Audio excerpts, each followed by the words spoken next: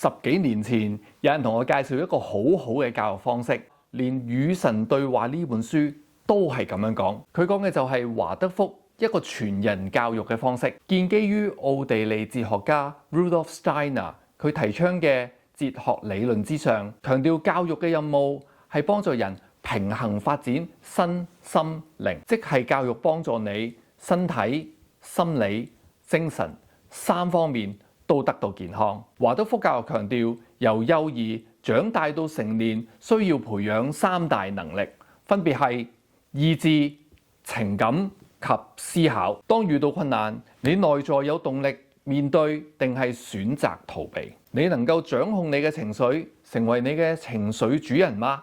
面對多變嘅未來，你能夠重新思考，跳出思想嘅框框，諗出新嘅方法嗎？所以教育並唔係僅僅係傳遞知識，而係教識你嘅下一代人，佢自己去捉魚，而唔需要等你餵佢食魚。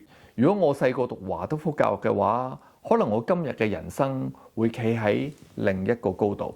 下條片再見，拜拜。